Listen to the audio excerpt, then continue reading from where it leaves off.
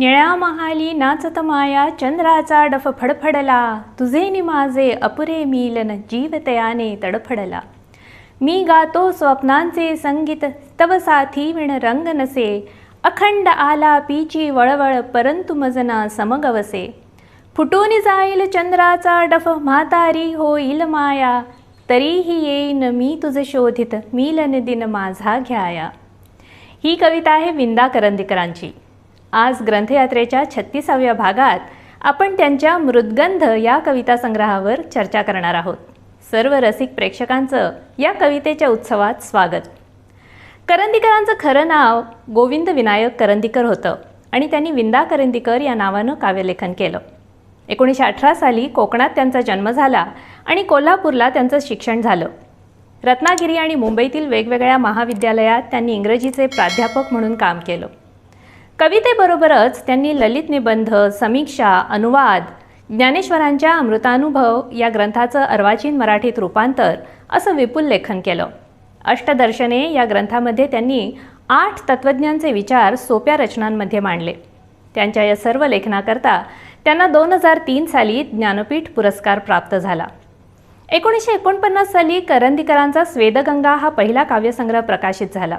यातील कवितांवर रविकिरण मंडळाचा, विशेषतः माधव जुलियन यांच्या कवितांचा प्रभाव दिसतो. 1954 मध्ये प्रकाशित झालेल्या मृद्गंध या संग्रहापासून मात्र त्यांच्या कवितेने आपली स्वतंत्र वाट चोखाळलेली दिसते. आत्मनिष्ठ भाववेधक अभिव्यक्ती, यंत्रयुगातील नवी प्रतिमासृष्टी आणि सूक्ष्म निसटत्या जीवन संवेदना पकडण्यासाठी आविष्काराचे नवे प्रयोग असं त्यांच्या काव्याचं रूप होतं. मर्ढेकरांपासून मराठीत सुरू झालेला नवकवितेचा प्रवाह इंदिरा संत, विंदा करंदीकर, वसंत बापट आणि मंगेश पाडगावकर यासारख्या कवींनी अधिक विस्तृत आणि सक्षम केला. विशेषतः विंदांनी आपल्या आंतरिक रांगड्या चैतन्याने सळसळणारी जोमदार कविता लिहिली. भव्य वैश्विक प्रतिमा वापरून त्यांची कविता भावनेचा उत्कट प्रत्यय सहज देते. आनंदाचा अहेर घेऊन फेकीत नक्षत्रांची अक्षत, होवो मंगल वदला कोणी आणि झाले मस्तक उन्नत. स्त्री ही त्यांच्या अनुभूतीचा केंद्रबिंदू आहे.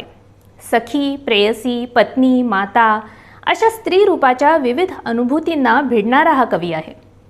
नव्हती आपुली ओळख काही, रक्तांना पण कळले नाते.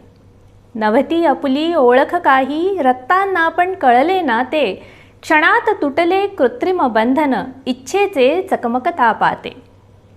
स्त्रीला उदात्त करून गोडवे गाण्याच्या काळात आपल्या कवितांमधून त्यांनी सेंद्रिय भावनेची अनुभूती अशी उत्कटपणे मांडली. आगंतुकही आज दिवाळी उंबरठ्यावर बसली ग, आज घराची फुटकी कौले अंधाराला हसली ग.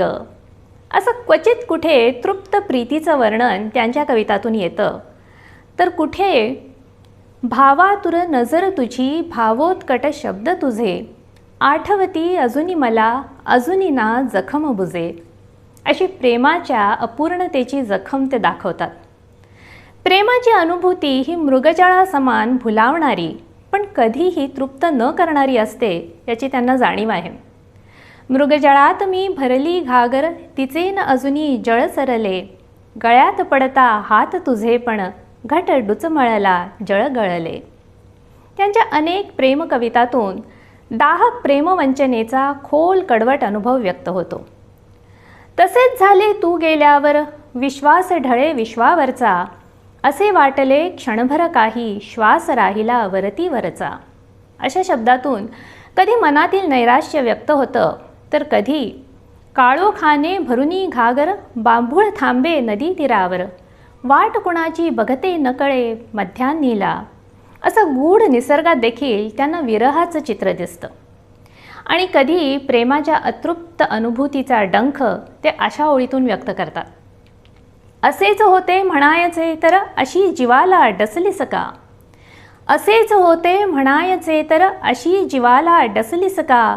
केस मोकळे ओले घेऊन वणव्यामध्ये घुसलीस का. ऐंद्रिय अनुभवाचं महत्त्व विंदा नाकारत नाहीत. तो अनुभव स्वीकारून इंद्रियातीत ज्ञानाकडे जाण्याचा अनुभव ते शोधतात. देहाच्या धनुष्यावर इच्छेची दोरी ताणून स्वप्नांच्या बाणांचा करण्या वर्षाव, भुसभुशीत भविष्यावर. काही कवितांमधून विंदा स्त्रीच्या भावभावनांचं अचूक चित्रण करतात. स्त्रीच्या दृष्टिकोनातून मातृत्वाचा अनुभव किती एकाकी असतो याचं वर्णन करताना ते लिहितात.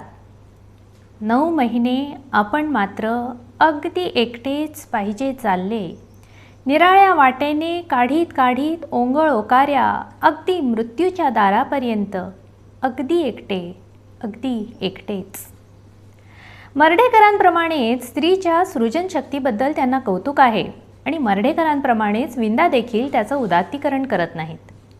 तुडुंब भरलीस मातृत्वाने, काजळ वाहवले गालावर, मोहर गळला मदिर क्षणांचा, कणी प्रकटली निवले अंतर.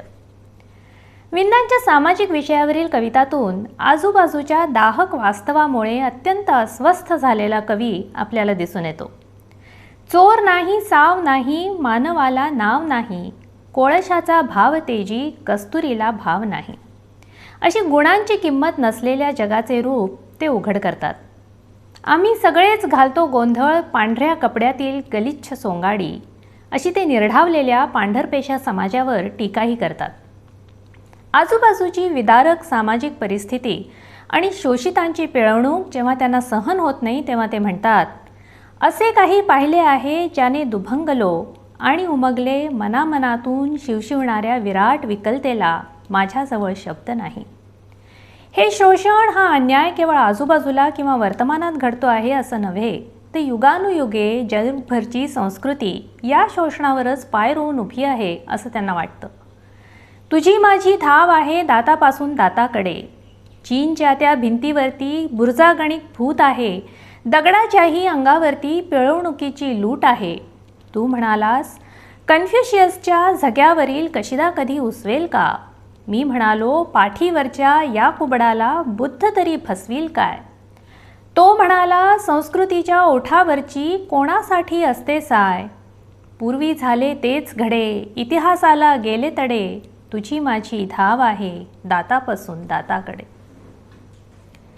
हे वास्तव किती दाहक आहे हे त्यांच्या ती जनता अमर आहे यासारख्या कवितेत अधिक तीव्रतेनं स्पष्ट होतं. मग पोलादी कण्याचे मानव जीवनाच्या ॲसिडात विरघळून जातात. जानवी घातलेली मानवी गिधाडे प्रेतावर बसतात. कायदा न्यायाची मान कापतो. दरवाजे सोन्याच्या किल्लीनेच उघडतात. कर्जात कुजतात महापुरुष आणि झोपड्यात सडते शौर्य. कुजतात रसरसती बीजे आणि विंदा म्हणतात, जन्मतात अपत्ये, आगंतुक अशिल्पित दुःखात्मक अपघात, आणि फोफावतो मानवाचा वंश मानवी अनिच्छेने, पसरते नाही पण रक्तातील कणातून, आणि होतो इच्छेला अर्धांग, नाही उजाडत, नाही रे उजाडत. आणि मग असं हे धगधगीत वास्तव बघून त्यांना प्रचंड चीड येते. वाटते फिरावे होऊन समंध आणि लावावी रात्रीला आग. वाटते करावे काही अनामिक निराशेच्या वातात. आमच्याच रात्रीच्या पोटात कुजतो प्रकाश गर्भ. थांबतात वेणा आणि परतते फकास भयानक संज्ञाहीन शांती, नाही रे उजाडत. परंतु करंदीकर निराशावादी कवी नाहीत. आशेचा झरा त्यांच्या मनात नित्य वाहत असतो आणि उत्तुंग ध्येय गाठण्याची त्यांच्या मनात उमेद असते. कारण ते पुढे म्हणतात, अशा वेळीच उधळतात आशा वादळांच्या वारूंवरून, जातात ओलांडून दिशांचे उंबरठे, आणि स्फुरवितात मातीचे महाभारत विजेची वीरगीते. जनतेच्या नसांमध्ये लाल लाल रक्त आहे.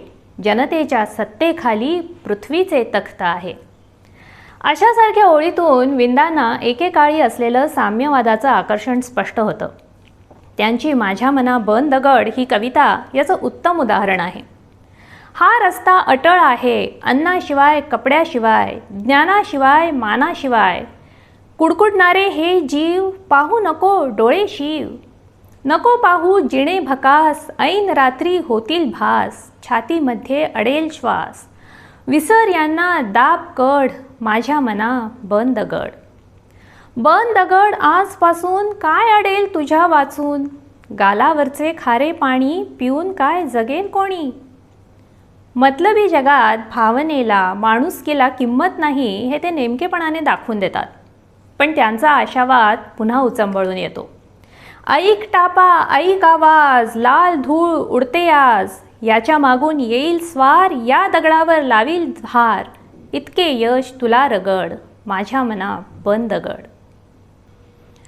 परंतु साम्यवादाचं आकर्षण जेव्हा कमी होतं तेव्हा विंदा म्हणतात, जातात बंडखोर आत्मे चैतन्य रथातून प्रकाश वेगाने, जातात चुकवून वर्तमान कालाची अटळ दस्तुरी, आणि स्वीकारतात होईलचा आनंद आहेच्या अगोदर. जीवनातील नीरसता, तोचतोपणा, सामान्य माणसाच्या आयुष्यातील निरर्थकता, कंटाळवाणेपणा ते या कवितेत दाखवतात. सकाळपासून रात्रीपर्यंत तेच ते, माकडछाप दंतमंजन, तोच चहा तेच रंजन, तीच गाणी तेच तराणे, तेच मूर्ख तेच शहाणे, सकाळपासून रात्रीपर्यंत तेच ते. तरी पण या कंटाळवाण्या आयुष्यातही आकाशा एवढी ध्येय त्यांना खुणावत असतात. आकाशाची निळी भाषा ऐकतान उरे पोच, आकाशाची निळी भाषा ऐकतान उरे पोच, आणि गजाशी झुंजता झिजे चोच. या असहाय्य परिस्थितीला मानवच जबाबदार आहे असं त्यांना वाटतं. खुळा दधीची फसला देऊन अपुली हाडे असुरवधास्तव, त्या वज्राने तेव्हापासून मानव आहे कापित मानव. या साऱ्या दुर्दैवी परिस्थितीत त्यांना विज्ञान आणि यंत्रयुग हे मात्र वरदान वाटतं. या यंत्रयुगाचा स्वीकार केल्यानं मानवाचं कल्याण होईल अशी त्यांना खात्री आहे. आकाशाला वाचा फोडित क्षुब्ध क्षुधेची शक्ती आली, जय जयकार पुकारित, पोटावरती हाडे वडवून देत ललकारी, या यंत्राचा स्वीकार करा. विज्ञानाचं त्यांना विलक्षण आकर्षण आहे. विज्ञान ब्रह्माच्या हृदयातील हे ओंकारा, पृथ्वीच्या या खटाऱ्याला कोणी जुंपला जळता बैल, कुठे जाई दर क्षणी 20 मैल, असा त्यांना प्रश्न पडतो. विज्ञानामुळे आलेली विश्वाच्या भव्यतेची जाणीव आणि आइन्स्टाईनच्या स्थळकाळ सापेक्षवादात त्यांना झालेलं मानवी अस्तित्वाच्या अनिश्चिततेचं दर्शन व्यक्त करताना ते म्हणतात, कधी येतसे क्षुद्रता कसपटाची, कधी वाढता व्योमव्यापी, कधी धावतो विश्वचुंबावयाला, कधी आपणाला स्वहस्तेच शापी, कधी संयमी संशयात्मा विरागी, कधी आतताई कधी मत्तकामी, असा मी तसा मी कसा मी कळेना, स्वतःच्या घरी दूरचा पाहुणा मी. विंदांच्या कवितेबद्दल आपल्याला आज अधिक माहिती सांगताहेत डॉक्टर माधवी वैद्य.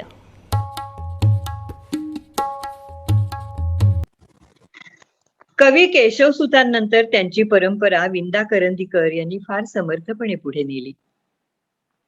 दोघेही कोकणाचेच, त्यामुळे कोकणच्या लाल मातीचा, अथांग सागराचा आणि हिरव्या रंगाचा स्पर्श त्यांच्या कवितेला झालाय. खुद्द बासी मर्ढेकर एकदा विंदांच्या विषयी म्हणले होते, विंदांच्या कवितांनी माझ्या कवितेला लाजवलंय, मर्ढेकर आता संपला. हे त्यांचं म्हणणं विंदांच्या साठीचा सर्वोच्च पुरस्कार म्हणावा लागेल. डॉक्टर विजया राजाध्यक्ष म्हणतात, सौंदर्य शास्त्रातील त्यांनी केलेलं विश्लेषण आणि ललित साहित्याच्या माध्यमाविषयीचं त्यांनी केलेलं संशोधन ही जागतिक कला मीमांसेतील एक क्रांतिकारक घटना आहे. विंदांचं साहित्य म्हणजे परंपरा आणि नवता यांचा सुरेख संगम आहे. सृजनात्मक प्रयोगशीलतेचा त्यांनी सातत्यानं अंगीकार केला. त्यांच्या साहित्याला अनेक पुरस्कार मिळाले. त्यांची थोरवी अशी की त्या पुरस्कारांची रक्कम त्यांनी समाजकार्यासाठी मुक्त हस्तानं दिली. त्यांचे मित्र श्रीना पेंडसे त्यांना एकदा म्हणाले होते, अरे सगळे पैसे देऊन टाकलेस, 5,000 तरी पार्टी करता ठेवायचेस. तेव्हा ते त्यांना म्हणाले होते, शिरूभाऊ, संस्थेला देण्याचं माझ्या मनात नव्हतंच. मला पुण्याला डेक्कन जिमखान्यावर बंगला बांधायचा होता. पण चौकशी नंतर कळलं की तेवढ्या पैशात फक्त संडास बांधून होईल. म्हणजे संडास पुण्याला आणि मग मुंबईला. कसं होणार मग? पण पैसे कुठेतरी गुंतवायचं ठरवलं तेव्हा इन्कम टॅक्स वाला म्हणाला, किमान 15,000 वार्षिक उत्पन्न येईल, स्लॅब वाढेल. आणि अशा कोंडीत जेव्हा सापडलो तेव्हा ही युक्ती योजली. तर अशी ही मृद्गंधाशी इमान राखण्याची करंदीकरी वृत्ती. त्यांनीच एके ठिकाणी म्हटलंय, शिलाच्या पेढीवर मजला चेक नसे मम वठवायाचा. शिलाच्या पेढीवर मजला चेक नसे मम वठवायाचा. त्यागातील विकृत भोगावर मी नच विकली माझी वाचा. मृद्गंधाच्या नजराण्याविण काय तुला मी दुसरे देणे. मातीतून मी आलो वरती, मातीचे घेऊन या गाणे. विंदा, मंगेश पाडगावकर आणि वसंत बापट यांनी काव्य वाचनाचे हजारो कार्यक्रम केले असतील, पण काव्य वाचनामागे सुद्धा त्यांची एक भूमिका होती. ते म्हणतात, काव्य वाचनाद्वारे काही कवितांचा अगदी चांगला प्रत्यय देता येतो आणि मुख्य म्हणजे कविता लोकांपर्यंत नेणं मला अतिशय महत्वाचं वाटतं. सामाजिक वास्तवाशी सहकंप होण्याची वृत्ती अगदी त्यांची प्रारंभापासूनची होती असं म्हणायला पाहिजे. काव्य निर्मितीसाठी त्यांना कोणताही मुखवटा धारण करण्याची अजिबात गरज वाटली नाही. कोकणापासून अनुभवलेली आर्थिक आणि सामाजिक विषमतेची चित्र त्यांच्या कवितातून सगळीकडे विखुरलेली दिसतात. साम्यवादातील शक्ती असेल, विज्ञानातील प्रगती असेल, संघटनेची ताकद असेल, या गोष्टींनी ते पुरते झपाटले जातात. क्रांतीचा कैवार घेत त्यांची कविता मनस्वीपणे व्यक्त झालेली दिसते. आपल्या कवितातून त्यांनी शोषकांकडून होणारे शोषितांचे शोषण हे मार्क्सवादातले एक प्रमुख सूत्र मांडले. विंदांच्या वागण्या बोलण्यात अगदी खास कोकणी संस्कार दिसायचे. विंदांचं व्यक्तिमत्व सुद्धा मजेशीर होतं. मी शेतकऱ्याचा मुलगा आहे असं ते अभिमानानं सांगायचे. विंदांचं व्यक्तिमत्व खरंच मजेशीर होतं. लहान मुलांसाठी, अंध मुलांसाठी कार्यक्रम करण्यात त्यांना खूप रस होता. अनेक मानसन्मान मिळाले ना तरी त्यांच्यातला माणूस पण अगदी अबाधित राहिला. संगीत त्यांना फार आवडायचं. ते तबला वादन उत्तम करायचे. साधी राहणी आणि उच्च विचारसरणी अंगी बाणवणारा हा महान प्रतिभावंत होता. अनेकांना या व्यक्तिमत्वाची खास हुरळ पडावी असाच विंदांचा स्वभावही होता. पावसाळ्यात साहित्य सहवास मधल्या मुलांना घेऊन ते नालेसफाई करायचे. डायनिंग टेबलाची गरज भागवण्यासाठी कॅरम बोर्डाला उलटा टांगवायचे. किंचित मळखाऊ रंगाचा खादीचा शर्ट आणि पायजमा घालून सर्वसामान्यांसारखी भाजी आणायलाही बाहेर पडायचे. पण हा कवी बाबरी मशीद पाडणं हे पंचमहापातकातलं सर्वात मोठं पातक आहे असं जेव्हा एका संमेलनात गरजला होता, तेव्हा त्या वाणीनं सारं मराठी विश्व अगदी हादरून गेलं होतं. तेवढी ऋषितुल्य ताकद त्यांच्या वाणीत होती असं म्हणायला पाहिजे. म्हणूनच असं म्हणावंसं वाटतं की या अशा महान प्रतिभावंताला त्रिवार वंदन करावं, त्रिवार वंदन करावं.